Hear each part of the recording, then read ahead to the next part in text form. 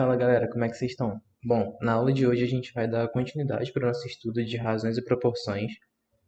A gente vai acrescentar mais algumas coisas, entender algumas motivações. A gente vai chegar em regra de três, que é um assunto que é constantemente cobrado, e mesmo que ele não seja diretamente cobrado, é um assunto muito importante. Vocês vão usar ele em química, principalmente, vão usar em vão usar em outras áreas da matemática. Então, na aula de hoje a gente vai dar aquele fechamento para esse tópico, entendeu? E a gente vai estar também apresentando as questões finais, umas situações mais de prova também para vocês. Então é isso. Antes da gente dar prosseguimento para nossa parte da aula, da teoria e tudo mais, eu queria conversar com vocês um pouquinho também. Eu queria trazer um momento para conversar com vocês sobre a questão da constância e de como vocês estão estudando e se vocês estão conseguindo manter uma constância boa de estudos. Isso é um tópico que constantemente eu escutava e eu acho muito importante que vocês escutem também, que é a questão de, por exemplo, o quanto que você está conseguindo ser disciplinado para estudar. Não adianta você me falar que você em um dia estuda, sei lá, 9 horas, no outro não estuda nada, entendeu? Porque o cérebro humano não funciona muito bem dessa forma. O cérebro humano ele precisa de uma repetição por intervalos. É tipo assim, se você aprender uma coisa hoje, você precisa revisar amanhã. Aí essa coisa, com o tempo, você vai esquecendo. Mas você não vai esquecer, tipo, depois de amanhã. Você, sei lá, revisa amanhã, depois revisa final de semana, depois revisa no próximo final de semana, depois revisa daqui a 3 semanas. E esse é o jeito que o cérebro humano vai fazendo as coisas de modo a não esquecer, entendeu? Essa é a situação ideal, entendeu? É que pra gente não esquecer as coisas. Claro que a gente às vezes não consegue seguir isso, por isso que eu tento colocar questões que misturem as coisas, para que a gente esteja sempre revisando conforme faça as questões e tudo mais, entendeu? Mas o cérebro humano, ele lida muito bem com constância, entendeu? Ele não lida bem com você achar que em um dia você vai fazer tudo que você puder e vai aprender tudo de uma vez só, sacou? Então, isso é uma coisa que eu quero trazer para vocês e eu quero perguntar, sim, trazer a reflexão para vocês de com o que você se comprometeu. Que isso é algo que às vezes é importante que vocês pensem. Muitas vezes a gente quer tanto uma coisa que a gente fala, ah, não, eu me comprometo a passar, eu me comprometo a chegar lá, eu me comprometo a, sei lá, no caso de vocês, passar na EPICAR, por exemplo. É com isso que eu me comprometo. Só que assumir esse compromisso é muito fácil. Por incrível que pareça, é muito fácil. Porque esse compromisso te coloca à frente dos benefícios, das experiências, das coisas que isso tem a te acrescentar, entende? Agora, o que eu quero que vocês se perguntem se vocês se comprometem. O que eu quero que vocês reflitam agora é se vocês se comprometem com o processo de aprovação, entendeu? Isso é muito importante que vocês pensem. Por quê? Porque se comprometer com passar, como eu disse, é se comprometer com as partes boas. Agora, será que você se compromete com todo o processo de aprovação? Com você fazer simulado, com chegar em simulado que você vai mal e ter que aguentar que você foi mal e assistir as resoluções, entendeu? Será que você se compromete com estar lá, com ser constante ali, com fazer 5 horinhas ali, 5, 4, 6, dependendo de cada caso, 6 ali de estudo diário, a assistir as aulas, a fazer lista, a ter paciência, a tirar suas dúvidas? Será que você se compromete com isso? Entendeu? Isso é algo para vocês pensarem, para vocês se ajustarem e tudo mais. Sei que às vezes, conforme vai passando o ano, uma outra pessoa desanima. Eu quero trazer esses papos para vocês não desanimarem, para vocês já irem se blindando e refletindo sobre isso, para que desde agora vocês já estejam comprometidos com o processo de aprovação de vocês, entendeu? E, bom, é isso. A gente vai para matemática agora, mas reflitam um pouquinho sobre isso aí, porque isso eu acho que é um papo muito importante que eu escutei na minha época e eu acho que isso pode trazer uma clareza maior para vocês, principalmente talvez para alguém que já tenha feito ano de curso, que já reparou que tem pessoas que cansam. Às vezes você mesmo, chega um momento que você se sente cansado, começa a ficar menos produtivo. Começa a pensar dessa forma também, eu acho isso muito importante para vocês, tá bom? Vamos lá agora para a parte de aritmética.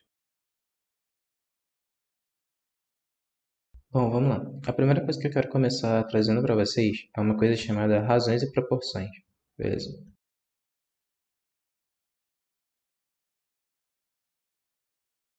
Bom, eu trouxe primeiro a divisão proporcional, principalmente eu acabei comentando bem mais da quando é diretamente proporcional, por quê? Para que vocês tivessem uma intuição antes de chegar nisso aqui. Então, eu tentei construir uma base para vocês, tentei construir uma certa independência, que é vocês já conseguem fazer problemas com relação a divisões diretamente proporcionais, mesmo sem saber algumas coisas disso daqui. Vocês já construíram isso. E agora vocês vão ver de forma mais completa. E aí os problemas tipo divisão inversamente proporcional, regra de três, ou até mesmo alguns passos que a gente fazia na hora de resolver, vocês vão encurtar. Porque agora a gente vai generalizar um pouco mais as coisas, tá bom? Então vamos lá. Quando eu tenho razões e proporções, eu penso muito em frações que são iguais. Lembra muito até semelhanças de triângulos. Fica tipo, por exemplo, se eu falo aqui, ó, A sobre B é igual a C sobre D. Isso aqui é uma razão. Isso aqui indica que existe algum cara aqui, algum K inteiro, certo?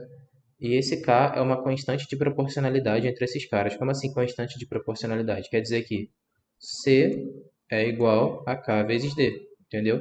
É isso. É só para falar que existe um cara que multiplicado por essa constante, entendeu? Vai dar o Czinho e tal. E que existe uma outra fração também que é proporcional a essa. Como, por exemplo, você pode pensar em frações equivalentes. Tipo, antes de simplificar, saber que é meio. Meio é equivalente a 2 quartos, porque é só simplificar aqui e vai dar igual, entendeu? Então são frações equivalentes. E isso aqui a princípio parece algo simples, mas partindo disso aqui, a gente reparou que acontecem algumas propriedades interessantes, certo? Beleza.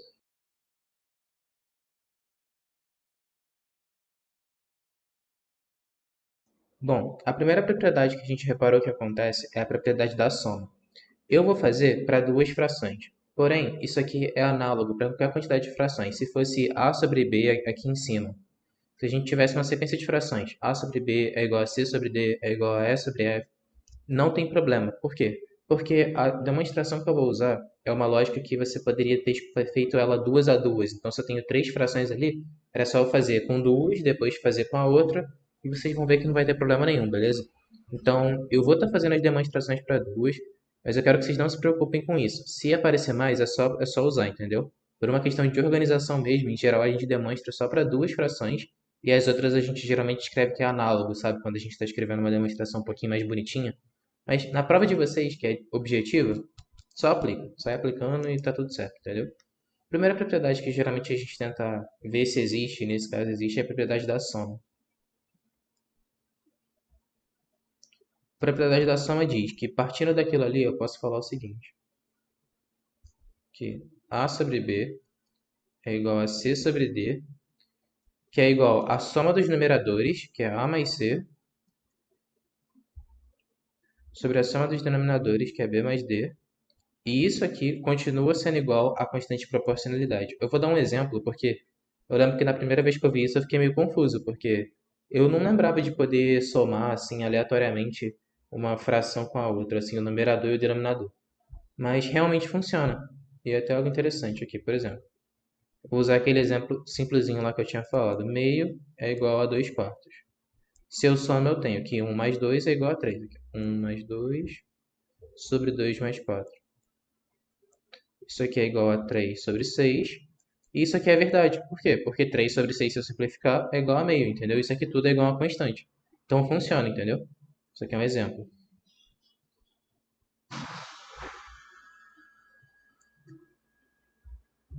Agora vamos demonstrar por que isso aqui funciona, beleza? Nesse caso aqui, eu vou apoiar a nossa demonstração nessa constante de proporcionalidade. Só um detalhe, essa constante, ela não precisa ser um número inteiro, certo? Quando a gente está falando de fração, tipo, o denominador e o numerador são números inteiros, bonitinhos, para que a gente tenha uma fração racional, entendeu? Tem uma fração irredutível, lembra? MDC é igual a 1, tudo mais, pá. Nem precisa ser irredutível, nesse exemplo que eu dei aqui para comparar não era, mas enfim. Esse K é um valor qualquer. Nesse caso aqui de cima, por exemplo, esse exemplo em azul, o meu K é 0,5, que é a constante de proporcionalidade, entendeu? Mas, só para fins de demonstração, eu vou tirar duas coisas disso aqui, ó.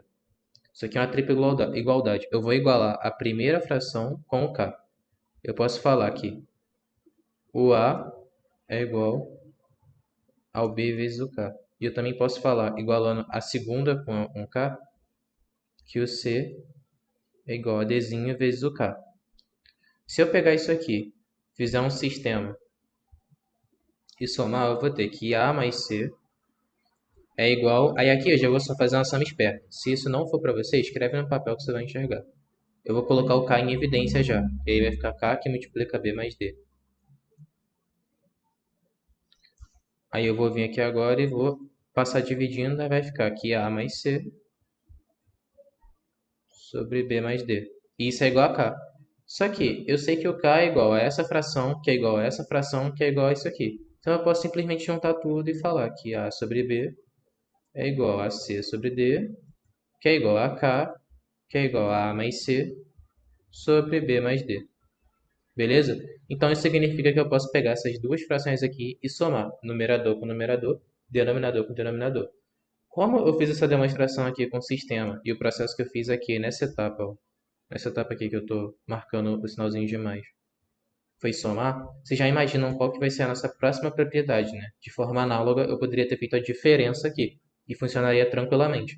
Então eu posso ficar até alternando se eu quiser. Eu posso, se eu tenho três frações, fazer a diferença, não sei o quê.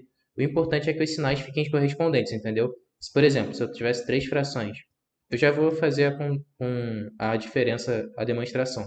Mas se eu tivesse A sobre B é igual a C sobre D é igual a E sobre F. O mais importante é eu manter o sinal de cada operação que eu estou fazendo. Então, você já sabendo que a diferença vale, eu posso fazer A menos C mais E. E aí, como eu fiz? O primeiro estava positivo, então é B positivo. O segundo, eu fiz menos C, então é menos D. E o terceiro é mais F, que é mais E no numerador. Entendeu? E sem problema nenhum. Só estou aplicando as propriedades em cima disso daqui. Mas agora vamos lá para a diferença. O princípio vai ser o mesmo.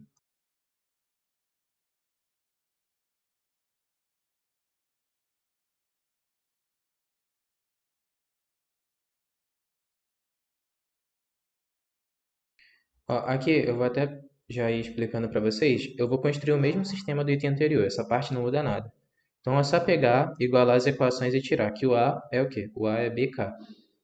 E é só eu tirar aqui que o C é DK. E agora eu pego isso aqui e faço a diferença. Fazendo a diferença disso aqui, eu vou ter A menos C é igual. Aí já botando o K em evidência, B menos D. Passo dividindo, eu tenho que o K é igual a menos C sobre B menos D. E aí, como isso aqui é igual a K e isso aqui é igual a K, eu só pego isso aqui e jogo aqui em cima, entendeu? Opa, eu pego isso aqui e jogo ali em cima, como a gente queria demonstrar. Então, assim, sem muito estresse, entendeu? São propriedades, assim, que não são visuais. Eu, na época que eu vi isso aqui, eu não acreditei, tipo assim, eu vi e achei que tava alguma coisa errada, porque, sei lá, parece, parece algo muito simples de olhar, mas é algo que parece que ninguém nunca me contou até eu estar numa CNPq, então isso me deixou meio assim, eu lembro no dia, tanto que eu não esqueci até hoje. Mas são propriedades interessantes e isso aqui vai ajudar vocês a resolverem os problemas de divisão diretamente em inversão proporcional muito rápido. Se vocês voltarem lá na lista que eu escrevi sobre racionalização e divisão, vocês vão ver que tem uns momentos que eu falo que vai ser útil colocar nessa anotação. E que eu fico lá com várias frações um sobre o outro. Aí eu tenho que montar um sistema operado, um trabalho maior. Se eu tivesse essas informações, que agora eu vou ter, eu poderia operar e resolver essas questões em uma linha, entendeu? Então isso é algo muito interessante, principalmente para a prova de vocês, que é uma prova de velocidade. Tem questões que eles cobram diretamente isso aqui, às vezes isso aqui cai junto numa questão de álgebra, aí você precisa fazer uma manipulação dessa e a álgebra te ajuda ali, entendeu? Você consegue um resultado bonito. Então é bem interessante. As outras propriedades disso aqui não são tão bonitas quanto essas, entendeu? São propriedades que aparecem menos. Essas aqui são as mais básicas, mas aparecem com frequência, depois que você vai percebendo que são elas, entendeu? E eu quero que vocês se atentem principalmente a elas na hora de aplicar e a todas as condições delas.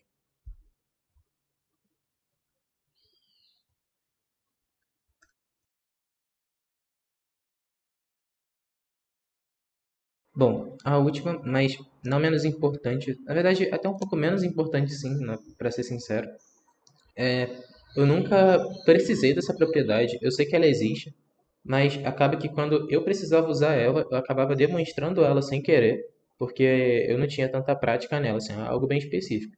Se você é uma pessoa que, assim, tem facilidade para decorar as coisas, pode ser útil ver isso aqui, porque você vai estar com isso aqui na cabeça, entendeu? Mas essas propriedades que eu mostrei para vocês são bem tranquilas de demonstrar, então se você esquecer, perde um tempinho ali, pensa, entendeu? Então já dá para vocês vão revisar bastante isso aqui, então acho que é tranquilo. Mas essa propriedade é a seguinte, eu tenho lá as mesmas condições, A sobre B é igual a C sobre D, que é igual a uma constante. E essa propriedade me diz que eu posso fazer que AC sobre BD eu multiplico, mas agora eu mudo.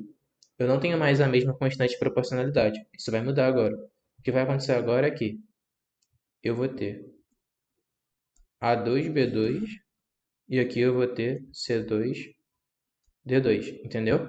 E isso aqui é referente à quantidade de termos. Então, se eu tivesse A sobre B é igual a C sobre D, que é igual a E sobre F. O que aconteceria nesse caso é que se eu fizesse o produto A, C, E, que são os numeradores, e B, D, F, isso aqui seria igual a A3 sobre B3, que também seria igual a C3 sobre D3, que também seria igual a E3 sobre F3. Isso é uma propriedade bem particular, entendeu? Tipo, não é o que aparece tanto, entendeu? E para demonstrar ela não é muito difícil não aqui. Demonstrando aqui para vocês. Eu parto lá. A sobre B é igual a C sobre D. Eu vou demonstrar lá para duas, como eu expliquei para vocês. Aí eu vou multiplicar os dois lados por A sobre B. Aí se eu multiplicar por A sobre B os dois lados, eu vou ter A vezes A sobre B vezes B é igual a AC sobre BD, certo? O AC sobre BD já era o que eu queria, ó, que é esse lado aqui que eu falei, que é o produto de numerador, numerador, denominador. E esse lado aqui vai dar lá, A ao quadrado sobre B ao quadrado. Se eu resolver essa conta aqui, ó, A vezes A, B vezes B. Então, assim, não é muito difícil de demonstrar mesmo. Ela é bem tranquila. Quando você faz para N caras, vai aparecer N produtos aqui. É só você ficar multiplicando 2 a 2 que vai dar certo também. Vocês podem fazer, tentar, se tiver alguma dúvida, me manda. Beleza? E agora a gente vai voltar um pouquinho de divisão proporcional. Eu vou comentar agora sobre a inversamente. Vou fazer um exemplo de quando é inversamente proporcional, beleza? E a gente vai dar seguimento para essa área.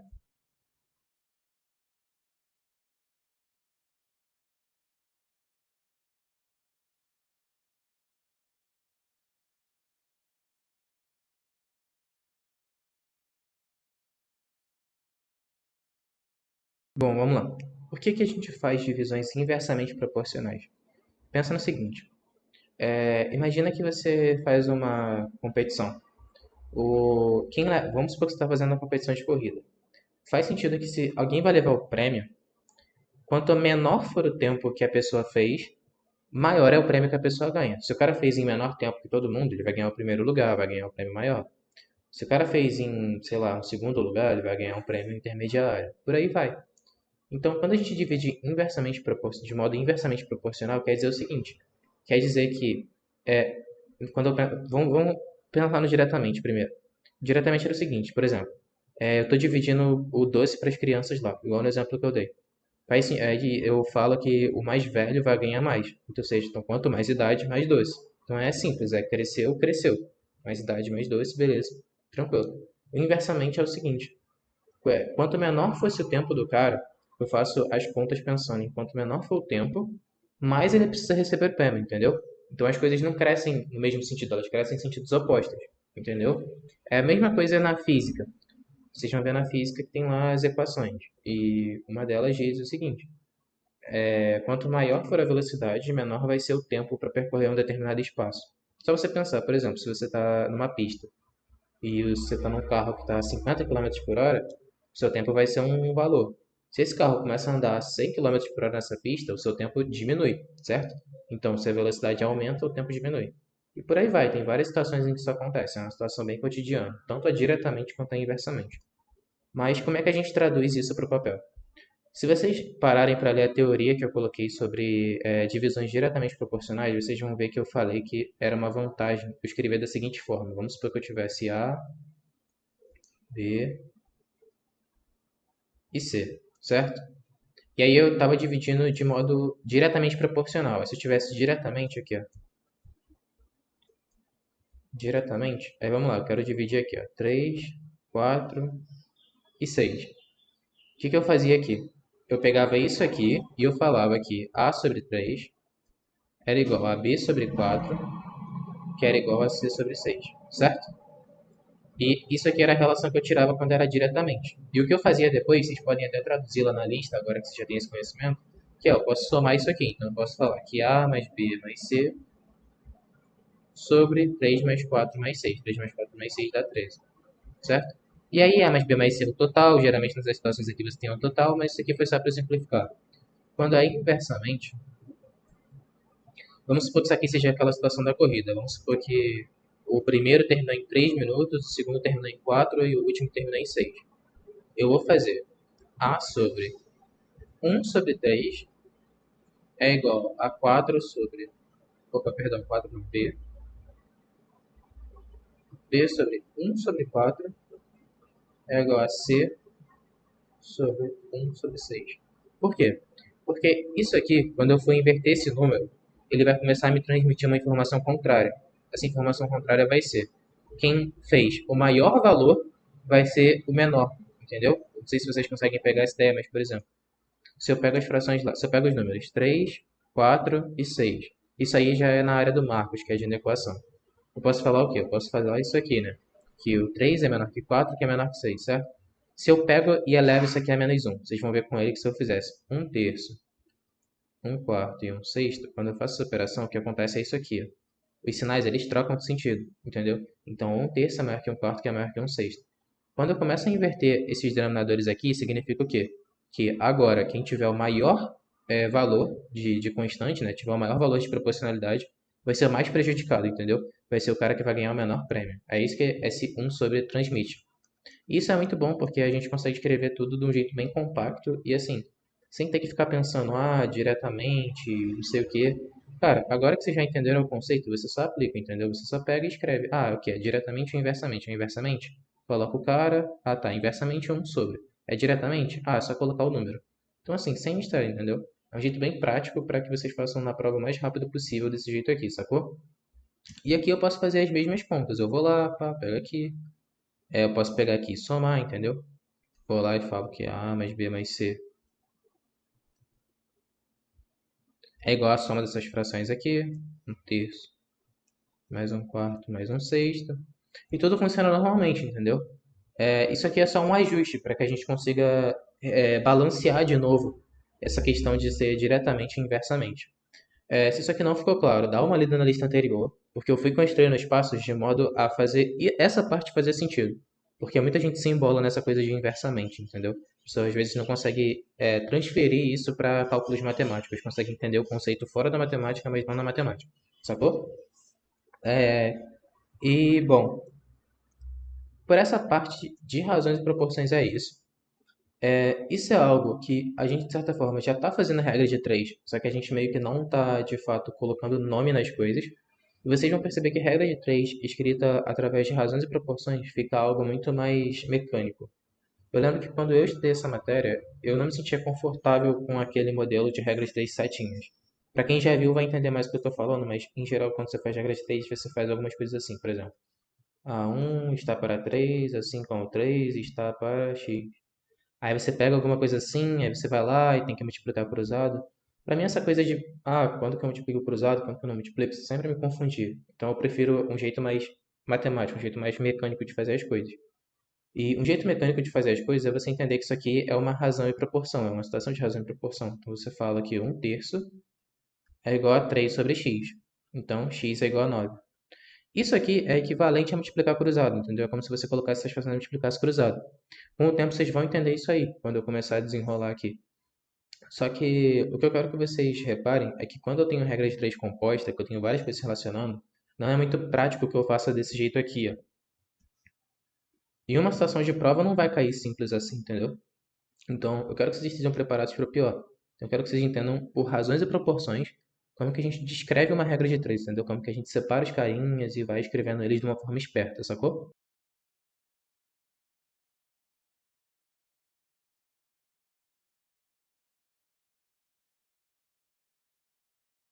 Bom, a regra de três não vai ter muito mais do que vocês já viram, pelo menos quando eu estou falando de regra de três simples. Por quê? O que é a regra de três? É uma versão interpretativa do que a gente viu lá em razões e proporções. Por exemplo, vamos supor que eu tenha uma situação que eu falo que passando 1 minuto, eu tenho um balde, certo? Esse balde está na chuva. E passando 1 minuto, o balde passa a pesar 200 gramas, entendeu? Tá chovendo, tá caindo água dentro do balde e a cada 1 minuto esse balde ele acrescenta 200 gramas, certo? Beleza. E aí eu quero saber em 10 minutos qual é o peso do balde. Eu tenho interesse nessa informação aqui. Essa é uma situação bem comum, entendeu? É como a gente geralmente aplica a regra de 3. Da onde vem esse nome regra de 3? Significa o quê?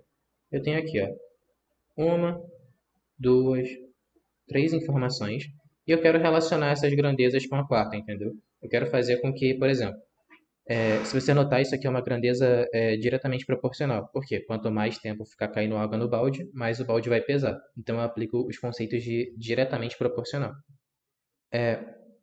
Como que isso aqui vai funcionar? Eu vou basicamente falar o seguinte: eu vou falar que a minha constante de proporcionalidade aqui é como se fosse uma letra. Então, se eu pegar a razão entre os minutos, então se eu pegar 1/10, e no caso a razão entre os minutos aqui, eu posso falar que isso aqui vai ser 200 sobre o peso, eu vou chamar de P. Entendeu? A regra de 3 ela se baseia nisso. Muita gente acaba fazendo multiplicando cruzado. Eu não gosto desse jeito, porque esse jeito não é mecânico, como eu falei para vocês. Mas, enfim, no final das contas, isso aqui é uma regra de 3 diretamente proporcional. Como assim diretamente proporcional? Pensa que esse cara aqui é 10. Imagina que esse cara aqui vai para 12, certo? Se esse cara aqui vai para 12, se eu reescrever essa equação aqui, ó, vou chamar de x e y, só para vocês fazerem um rascunho aqui. Que seria x e que seria y. Se eu fosse escrever essa equação, eu poderia falar que 1 sobre x é igual a 200 sobre y. Aí se eu resolvesse essa conta, eu teria que y é igual a 200x, certo? Por que isso aqui está certo e por que isso aqui eu cheguei no resultado maneiro? Por quê? Porque eu sei que isso aqui é diretamente proporcional. Se isso é diretamente proporcional, o que tem que acontecer? Se o meu x cresce, ou seja, se o meu tempo aqui cresce em minutos, o meu peso tem que aumentar. Então, o que está acontecendo nessa equação? Se eu coloco aqui um valor de x e esse valor aumenta, necessariamente esse outro lado da equação também vai aumentando, sacou? Então faz sentido que eu escreva dessa forma. Vocês vão talvez já ter uma intuição que quando for inversamente, eu vou precisar inverter a fração. Por quê? Para que o elemento fique no denominador. E aí quando eu crescer um, o outro vai diminuir, entendeu? Mas esse é um conceito que veio lá de razões e proporções e eu fui diluindo, mas que regra 3 é só isso, assim, não é uma matéria difícil. Eu acho que depois que eu vi essa forma de escrever, foi uma matéria que, assim, deixou de me preocupar um pouco mais, e aqui eu vou ter o quê? Eu vou ter que o peso é 2.000 gramas, né? E sem problemas, entendeu? Tá feito, entendeu? Isso aqui geralmente não é uma questão isolada, isso aqui geralmente está no meio de uma questão com um enunciado gigante lá na prova, então vocês vão ter que praticar do mesmo jeito, mesmo sendo tranquilo. Isso aqui é um exemplo sendo diretamente proporcional, certo? Show de bola. Agora eu vou pegar um exemplo que seja inversamente proporcional, beleza? Eu vou falar sobre a relação de velocidade e tempo. Então vamos supor o seguinte: em 1 minuto, vou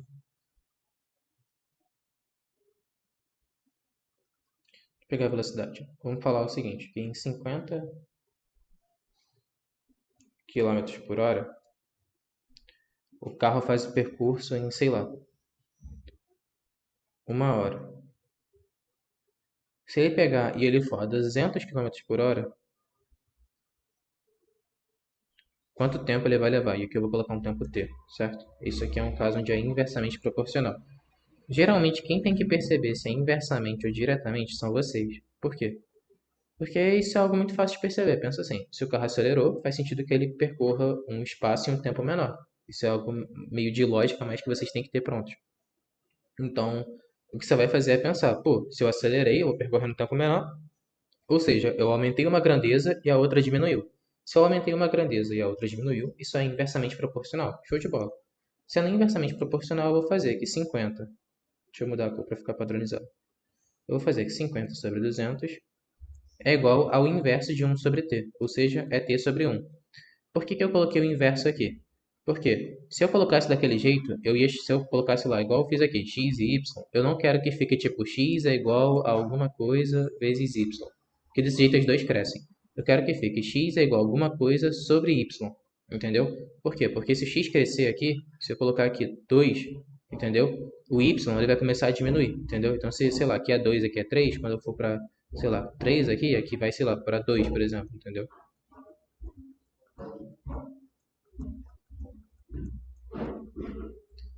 Então, sabendo disso aqui, eu só opero agora e a partir de agora vai ser isso, entendeu? Eu simplesmente coloco as frações do jeito que está aqui construído, eu reparo se é inversamente ou diretamente, e a partir disso eu vou escrevendo. Se for inversamente, eu inverto. Faz bastante sentido, né? É um jeito até meio tranquilo de decorar. Então, nesse caso aqui, o tempo é 50 sobre 200. Então, o tempo é 5 sobre 20, que é um quarto.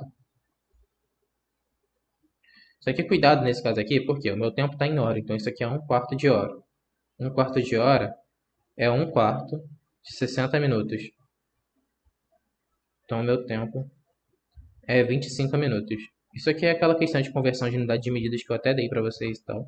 Fica atento a isso, entendeu? Isso aqui não é 0,25 aleatoriamente, é um quarto de hora, entendeu? Cuidado com esses pontos. Bom, quando eu estou pensando em tratar de regras 3 composta, que na verdade eu estou fazendo é o seguinte: é uma associação de fatores que contribuem ou atrapalham o meu processo. Um dos melhores exemplos é o canteiro de obras. Se você parar para pensar, um canteiro de obras tem vários processos que podem atrasar ou acelerar o meu processo da obra, entendeu? Se eu coloco mais funcionário, minha obra acelera. Se de repente eu coloco menos máquinas, a minha obra diminui. Se de repente começa a chover, a minha obra diminui. E tem vários fatores se influenciando ali, tendo constante proporcionalidade, e você consegue relacionar todos eles usando regras 3 compostas, entendeu? E consegue estimar algumas coisas aí interessantes. E a ideia vai ser essa, entendeu? Eu acho que inclusive tem um exemplo da EPICAL ou do Colégio Naval, não lembro, que usa um canteiro de obras como situação, mas a situação aqui, exemplo, seria a seguinte.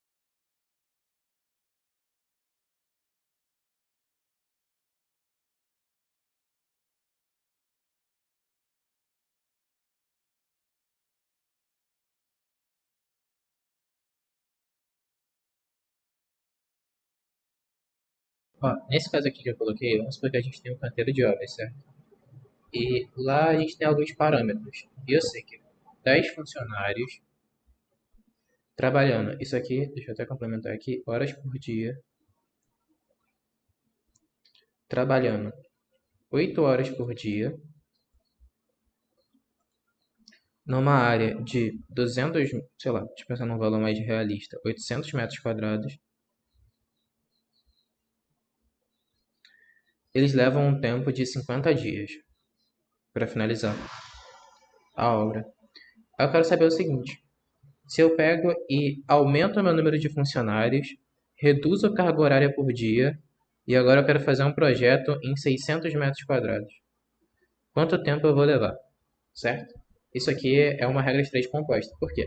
Eu tenho várias coisas se relacionando de modo direto e inverso, e eu vou querer descobrir alguma relação entre elas. Beleza? Tá. É o seguinte, agora eu quero fazer uma pausa e eu quero falar com vocês a questão do referencial. O que é um referencial? Referencial é um jeito de eu relativizar as coisas para eu conseguir não ter uma imprecisão matemática, porque às vezes eu posso ter uma grandeza que é relacionada com outra direta e relacionada com uma outra inversa, entendeu? Então, para que eu não tenha imprecisão matemática, eu vou dar até um exemplo de física, por exemplo. Se eu pergunto para vocês, eu estou parado, isso é um exemplo clássico. Agora, se eu chego para vocês e falo, estou parado, isso é uma verdade? Eu acredito que vocês respondam, sim, você está parado, você está na cadeira, assim, tipo, você não está se movimentando a não ser os braços, né, mas, assim, eu não estou mexendo. Só que isso é uma falha do português, assim, de certa forma, porque eu não consigo determinar se eu estou parado ou em movimento se eu não definir qual é o meu referencial. Geralmente a gente define o referencial na Terra. O que é definir o referencial na Terra? Definir o referencial no chão que está embaixo de você, entendeu? Então, quando eu pergunto, estou parado? Você pensa, você não está saindo do chão que você está, eu estou aqui no mesmo ponto do chão, então eu estou parado. Só que se eu coloco meu referencial num avião que está passando aqui perto de mim agora, eu estou me mexendo. Por quê? Eu tô em movimento. Por quê? Porque se eu olhar lá do avião, para o cara que está lá no avião, a minha distância entre eu e ele, né? A distância entre eu e o avião tá variando, entendeu? Existe uma movimentação entre a gente, entendeu? Então, o movimento não é o você estar parado ou estar em movimento é algo relativo, não é algo que você consegue determinar só assim. Ah, você não está saindo do lugar, então você está parado, entendeu? É algo que você precisa definir um referencial para olhar isso aí. Por que que eu estou falando isso? Porque nesse caso aqui, a gente precisa definir o nosso referencial. O que que é o nosso referencial aqui? É o tempo. Ou seja, eu vou analisar como que as coisas se comportam relacionadas com o tempo, entendeu? Então eu vou analisar se a área é relacionada ao tempo, entendeu? Eu aumentar ou diminuir a área, faz sentido que o tempo cresça ou diminua, entendeu? É esse tipo de coisa que eu vou olhar. Porque isso vai influenciar na equação e é importante vocês estejam atentos a isso, entendeu? Então, se concentra nessa questão do referencial, entendeu? A gente coloca o referencial geralmente na incógnita que a gente quer descobrir, entendeu?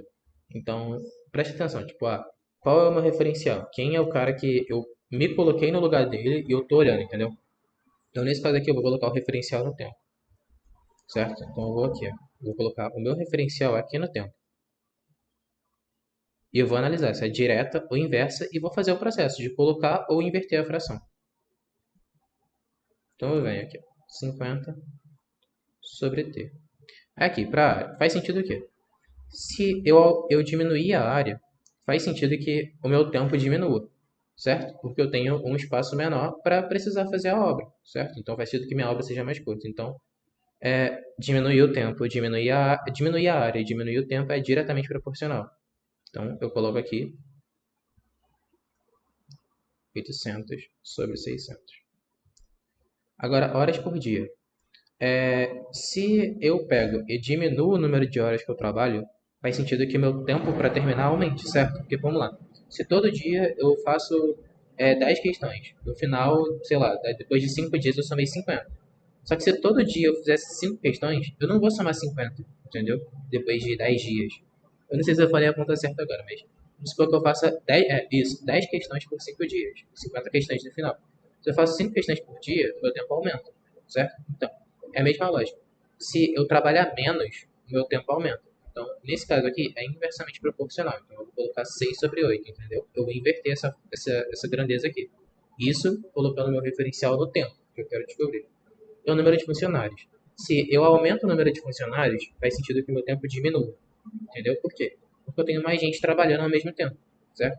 Então, é importante que vocês tenham uma lógica boa para fazer isso também. Você não pode dar uma de maluco e achar que, pô, mexer nos funcionários e o tempo vai, sei lá, aumentar, porque eu aumentei os funcionários. Isso não é verdade. Você precisa pensar nas situações cotidianas. Igual eu estou tentando dar exemplos para vocês.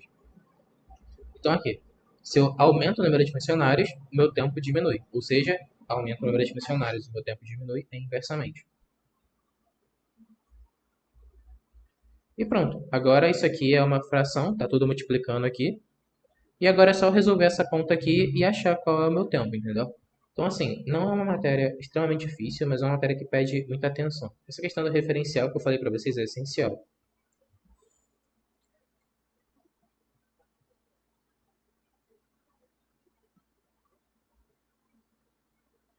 certo? Essa questão do referencial, ela é essencial para que você faça regras 3 compostas, entendeu? Porque você precisa escolher alguém para olhar para relacionar. Um dos erros muito comuns em regras 3 compostas é o cara não saber para quem ele está olhando e ficar confuso com o que, que cresce e o que, que diminui e não saber nem começar a escrever a equação, entendeu? E as situações que mais caem na prova são situações de regras 3 compostas, entendeu? Não são situações de regras 3 simples. Então, se dedique um tempo fazendo esse tipo de fração. Bom, e não menos importante, um dos assuntos que aparece no edital da Epicar e tal, mas que não é nada demais, só que como aparece com esse nome a gente se preocupa, né? É bom falar com o mesmo nome, é chamado regra de sociedade. Eu não sei se vocês lembram, mas lá no começo de Razão e Proporção eu dei um exemplo para vocês de sócios, lembra? Que eu falei que fazia sentido que se alguém fez um investimento maior no começo, né? Se a gente está investindo para construir alguma coisa e eu faço um investimento maior no começo, faz sentido que o lucro maior seja para mim, certo? Isso é aquela questão da proporcionalidade e diretamente proporcional. Regra de sociedade é a mesma coisa, isso já era regra de sociedade, porém tem algumas coisas que eu acabei deixando ali de lado, mas que complementam a regra de sociedade. A regra de sociedade é composta por investimento inicial,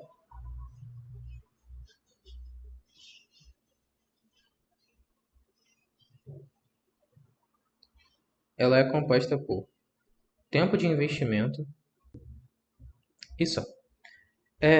Como assim? Investimento inicial e tempo de investimento. Por que, que tem essa questão do tempo de investimento? Porque, por exemplo, Vamos supor que eu e você tenhamos investido a mesma quantia. Você investiu 2.000 e eu investi 2.000. Só que você está investindo 2.000 já fazem 2 anos, enquanto eu investi 2.000 em um mês. Você entende que, parando para pensar, o meu esforço acabou tendo sido muito maior que o seu? Concorda que faz sentido? Por quê? Porque eu tive que desembolsar um valor muito maior em um curto período de tempo, certo? Então, isso vai pesar para o meu lado quando a gente for calcular o lucro, entendeu? Bom, se vocês repararem nesses fatores que eu coloquei, que são o investimento inicial e o tempo investido, no final das contas, isso aqui é uma grande regra de três composta, só que as pessoas não olham dessa forma, entendeu? Muitas vezes acabam não reparando nisso. Mas isso aqui é basicamente o seguinte, cara. Você analisa. Se o meu investimento foi maior, faz sentido que isso seja proporcional a um lucro maior. Então, isso é uma regra de três diretamente proporcional. E quando eu estou olhando para o tempo investido, eu estou olhando para. E se eu estou investindo nesses há 2 anos, faz sentido que eu tenha um lucro maior. Então, eu também estou olhando para uma regra de três diretamente proporcional. Então, a regra de sociedade não é nada demais. É só, assim, é um nome que deram para quando a gente está fazendo uma questão financeira da coisa. Mas os princípios são os mesmos. Vocês resolvem como se fosse uma regra de três normal, entendeu? Não tem nada a acrescentar em relação a isso. É bom definir para vocês que isso são fatores que vocês levam em consideração. O investimento inicial, certo? Que é quanto cada um desembolsou, e o tempo de investimento. É importante ressaltar para você o seguinte: às vezes você pode pensar, isso é algo que pode confundir. Se o cara investiu 2.000 e eu investi 2.000, mas eu investi 2.000 em um mês e ele investiu 2.000 em um ano, o meu esforço foi maior, certo? Você concorda que o meu esforço foi maior? Isso é algo importante por quê? Porque eu não quero que você pense dessa forma. Porque se você pensar dessa forma, você vai errar, entendeu? Isso é algo que acaba ficando meio ambíguo, mas que, pela definição, quando a gente está tratando de investimento, a gente conta o tempo investido no sentido positivo. Tipo assim, quanto mais tempo investido, mais o meu lucro precisa ser, entendeu?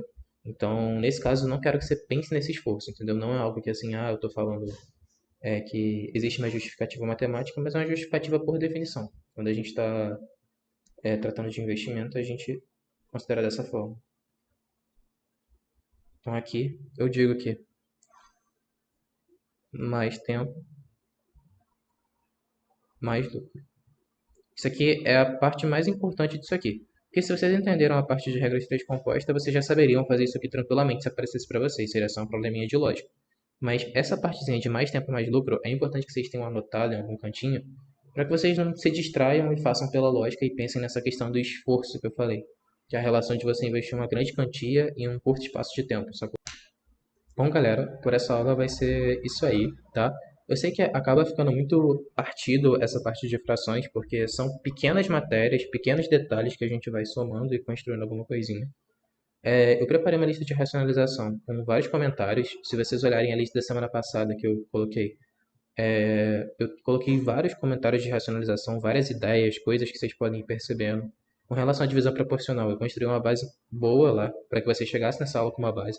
Não deixe de ler a lista, lê a lista com calma, vê os tópicos que eu coloquei, vê as observações, eu tento escrever da forma mais diluída possível, beleza?